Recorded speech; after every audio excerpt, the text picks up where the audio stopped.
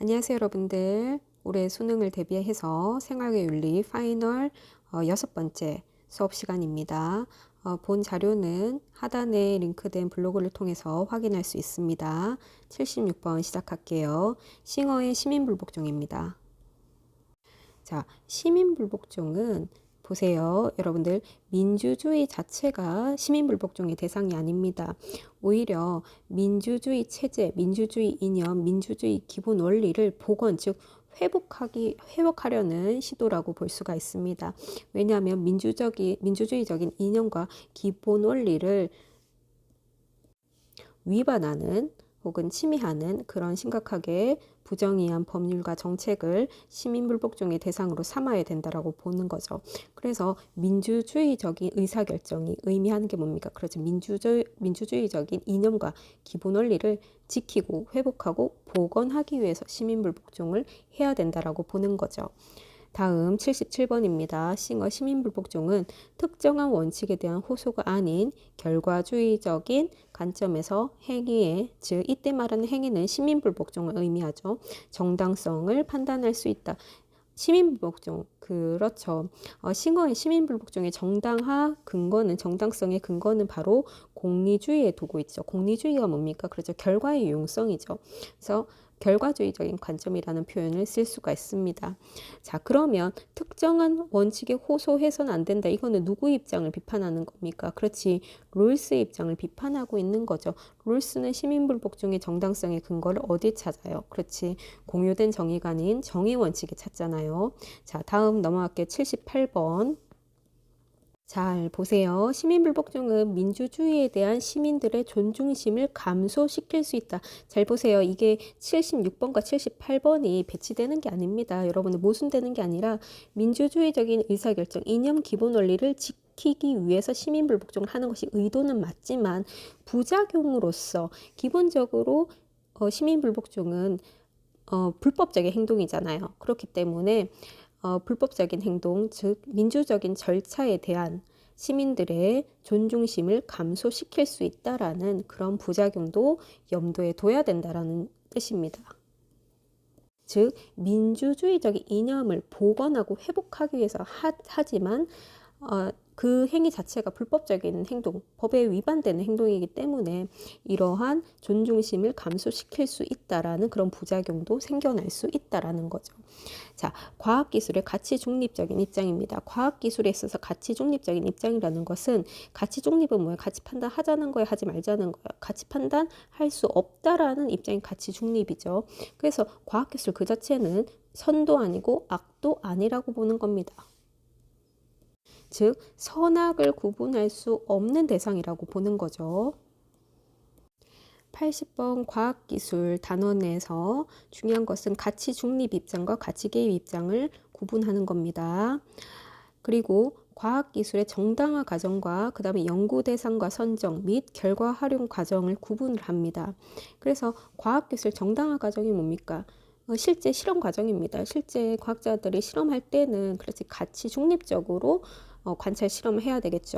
하지만 연구 대상을 선정을 하거나 결과를 활용할 때는 사람들의 가치가 개입이 되기 때문에 이 과정을 구분을 해야 된다라고 보는 거죠. 그리고 내적 책임과 외적 책임 이런 의미도 구분을 해야 됩니다. 자, 과학기술에 있어서 내적 책임이라는 것은 연구 과정을 얘기합니다.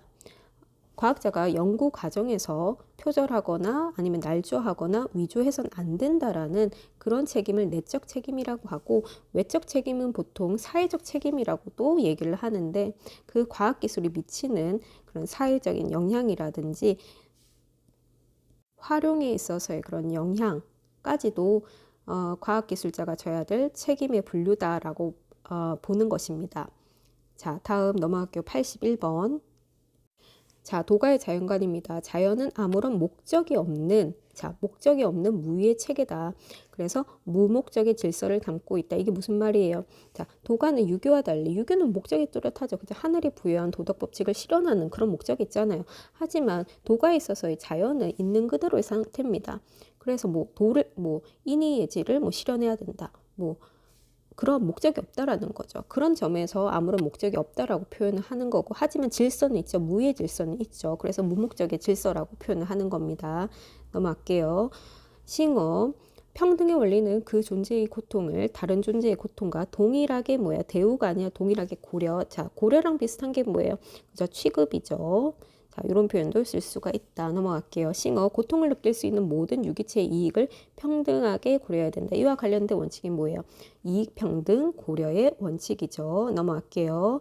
자, 갈투 평화윤리입니다. 진정한 평화를 위한 최소한의 폭력 사용도 부정해야하다.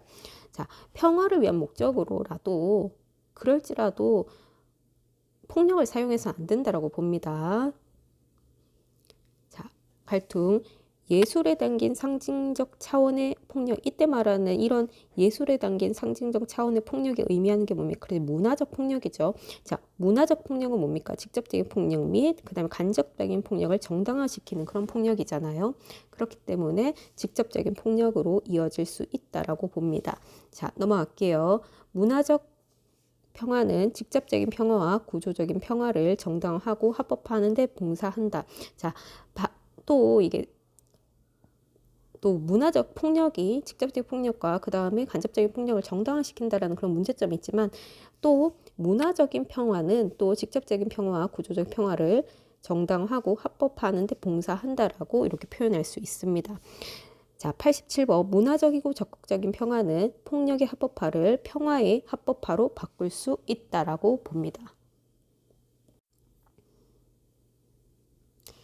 자, 88번입니다. 평화연맹은 모든 전쟁을 영구히 종식시키고자 한다. 자, 평화연맹은 어떻게 맺어집니까? 그렇지. 자유롭고 독립적인 국가들이 어떻게 자율적으로 맺는 거죠, 여러분들. 자, 89번 넘어갈게요. 진정한 평화 실현을 위해서는 정치 제도적인 개선. 그렇지. 갈등 입장에서는 구조적인 폭력을 없애야 되는 거고, 그 다음에 칸트 입장에서는 어때요? 국내는 공화정이라는 체제를 주장을 하잖아요. 그런 점에서 정치 제도의 개선이 필요하다라고 봅니다. 자, 90번. 문화적인 폭력은 착취나 억압을 어때요? 정당화하는 그런 폭력이잖아요. 그렇기 때문에 이런 직접적인 폭력을 정상적이고 자연스러운 것으로 보이게 한다라는 표현이 맞습니다. 91번 갈통입니다. 구조적 폭력의 주요 형태는 억압과 착취다. 즉, 정치 경제적인 억압과 착취도 폭력의 한 유형이라고 보는 거죠. 넘어갈게요. 92번.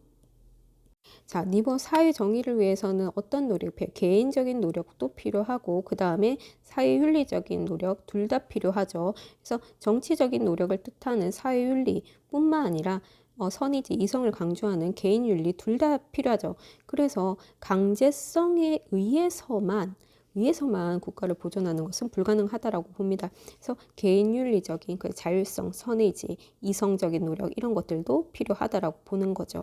자, 93번 롤스의 해외 원조입니다. 질서 정연한 사회를 원조하기 위해서 세금을 부과하는 것은 옳지 못하다. 자, 질서 정연한 사회는 일단 원조의 대상이 아니죠. 그렇기 때문에 세금을 부과하는 것은 옳지 않다라고 봅니다. 자, 그리고 모든 사회는 자유와 인권을 확립할 만큼의 잠재적인 인적 자원을 갖고 있다라고 봅니다.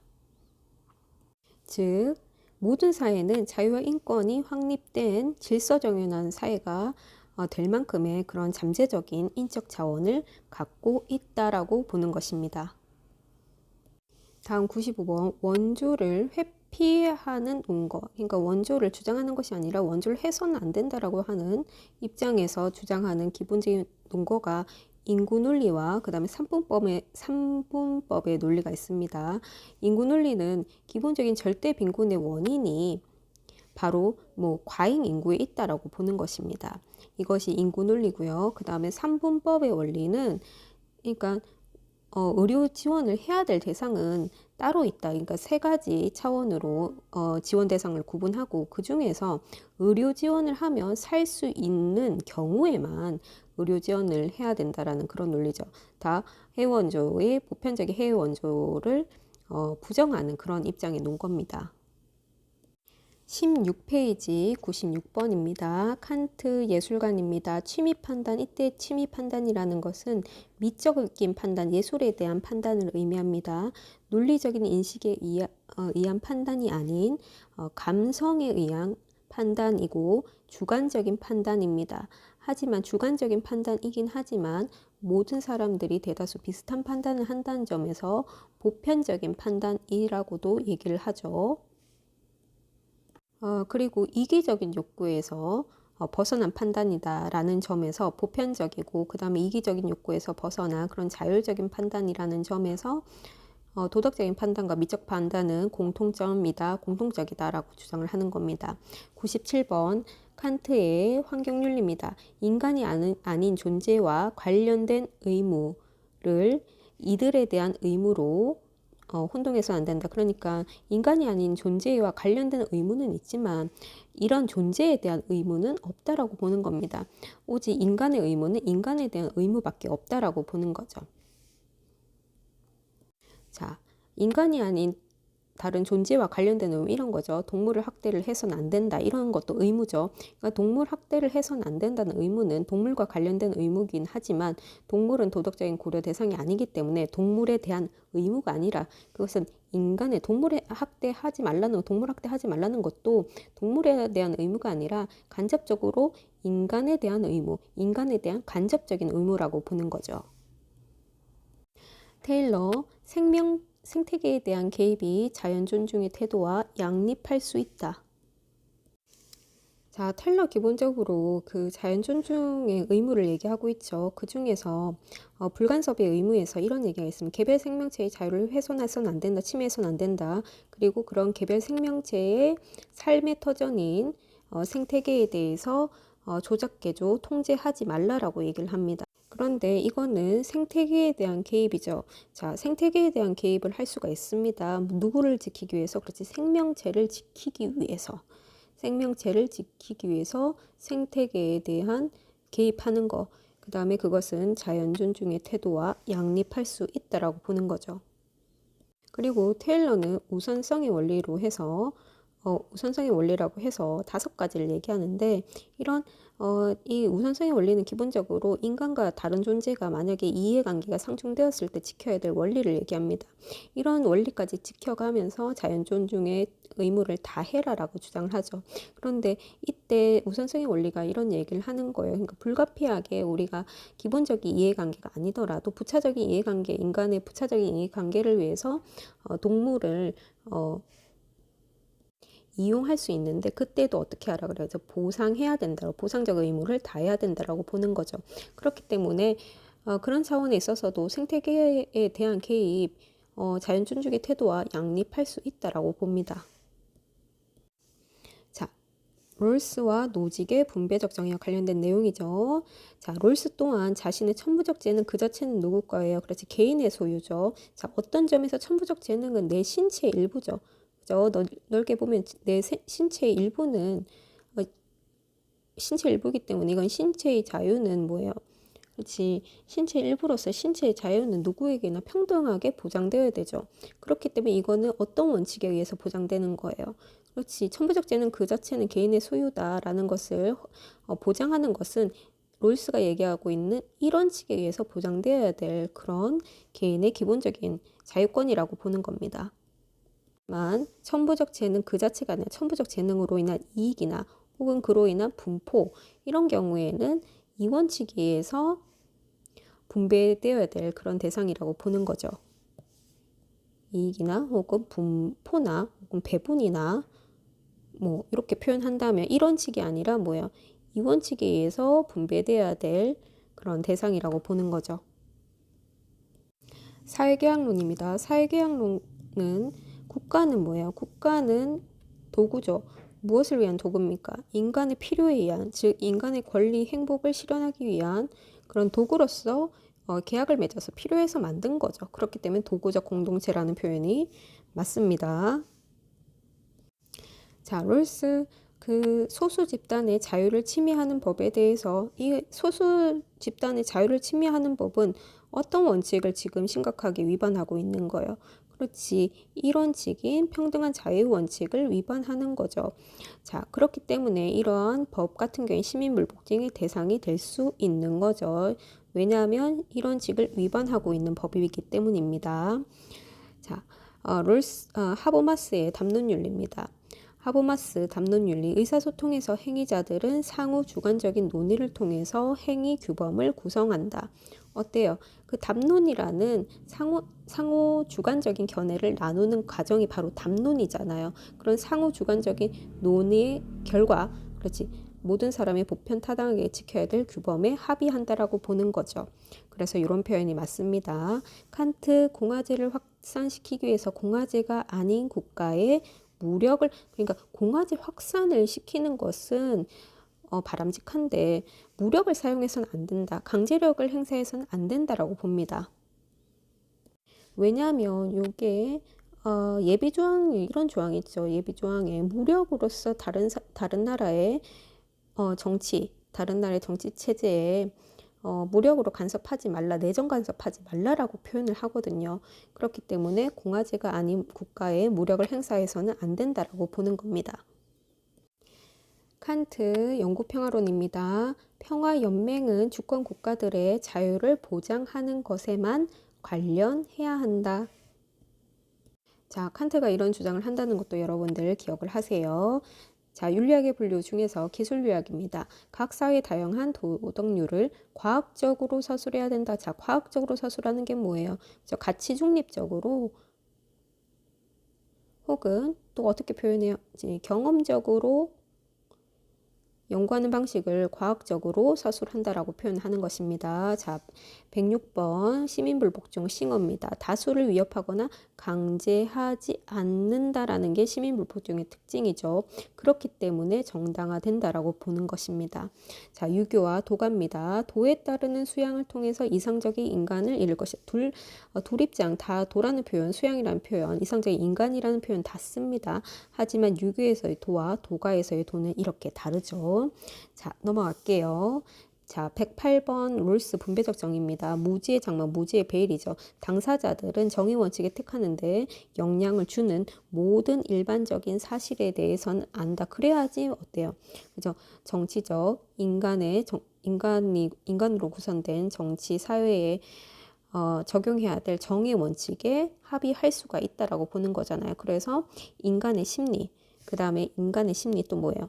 그 다음에 경제학적인 사실, 일반적인 사실에 대해서는 알고 있다라고 보는 것입니다. 그래서 상식은 가지고 있다라는 거죠. 자기 집단, 나나 아니면 자신이나 자신이 속한 집단에 대한 특수한 지식, 그런 것들은 모르지만 정의 원칙에 택하는데 영향을 주는 모든 일반적인 사실, 상식에 대해서는 안다라고 봅니다.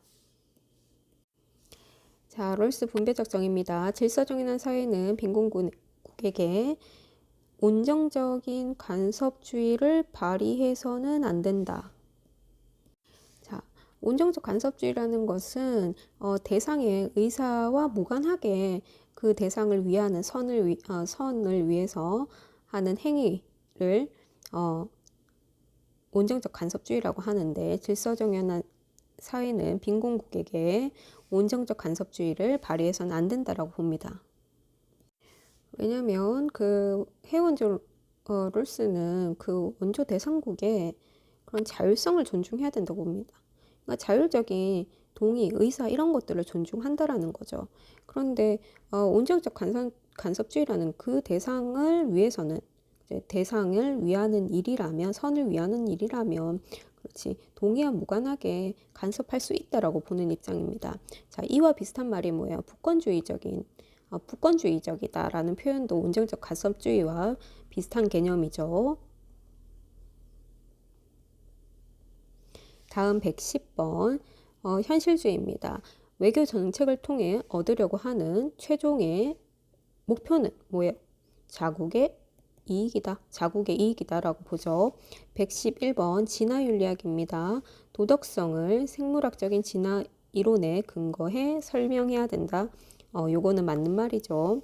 자, 112번 미래공리주의입니다. 사회적 행복을 증대하지 못하는 뭐예요? 도덕적으로 가치가 없죠. 도덕적 의미가 없다라고 봅니다. 자, 113번 롤스 시민불복종입니다. 시민불복종을 인하여 사회 혼란이 생겼어. 그런데 사회 혼란의 책임은 불복종의 주체에게 있는 것이 아니라 시민불복종을 일으킨 그 주체에 있는 것이 아니라 이러한 시민불복종이 발생하도록 그 권력을 함부로 사용한 사람들에게 있다. 그런 권력자들이 그 책임을 져야 된다라고 보는 것입니다. 자, 114번 윤리학의 분류계 중에서 메타윤리학과 115번 기술윤리학입니다. 우선 메타윤리학 볼게요. 도덕 인식론 차원에서 도덕 진술이 참 또는 거짓을 가릴 수 있는지 여부를 탐구한다라고 보는 것이 도덕 인식론적 차원의 연구 방식이라고 봅니다. 그렇기 때문에 도덕적인 진술, 도덕적인 명제, 도덕적인 주장이 그런 주장이 참 또는 거짓을 가릴 수 있어야지 뭐로서 가치가 있어. 그래야지 학문으로서 성립 가능하죠. 성립 가능하죠. 만약에 어떤 주장을 했는데 어떤 연구가 참 또는 거짓, 참인지 거짓인지도 가릴 수 없는 그런 주장을 한다면 그것은 학문으로서 가치가 없잖아요. 그죠? 그렇기 때문에 도덕적인 진술이 참 또는 거짓을 가릴 수 있는지 여부를 탐구하는 것은 메타윤리학에서 굉장히 중요한 핵심적인 과제라고 보는 것입니다. 그렇기 때문에 메타윤리학은 학문의 윤리학은 뭘 해야 된다고 봐요. 그래서 학문으로서 성립 가능성을 모색해야 된다고 보잖아요. 그죠? 그러니까 참 거짓 참 또는 거짓을 가릴 수 있는지 여부를 탐구하는데 참 또는 거짓을 가릴 수 있다. 그것을 알 수 있다라고 보는 것이 인지주의와 그럴 수 없다라고 보는 것이 비인지주의죠. 자, 기술윤리학, 윤리학의 주된 탐구 대상은 문화적 사실로서의 도덕규범이라는 표현을 쓸 수가 있습니다. 기술윤리학은. 근데 그런 사람들이 쓰고 있는 도덕규범이 뭐예요? 그냥 하나의 현상, 하나의 문화적인 사실이라고 보는 거죠. 문화적인 태도라고 보는 거죠. 혹은 그 사람들이 가지고 있는 그런 심리적인 현상일 뿐이라고 보는 거죠. 그래서 도덕규범을 가치 판단의 대상이라고 보지 않습니다. 칸트입니다. 실천 이성의 명령인 도덕 법칙을 따르고자 하는 의무의식에서 비롯된 행동만이 도덕적 가치를 지닌다. 자, 요거 맞는 표현이죠. 자, 오늘 파이널 6번째 강의 이것으로 마무리하겠습니다. 오늘 116번까지 했습니다. 자, 이상입니다. 수고했습니다.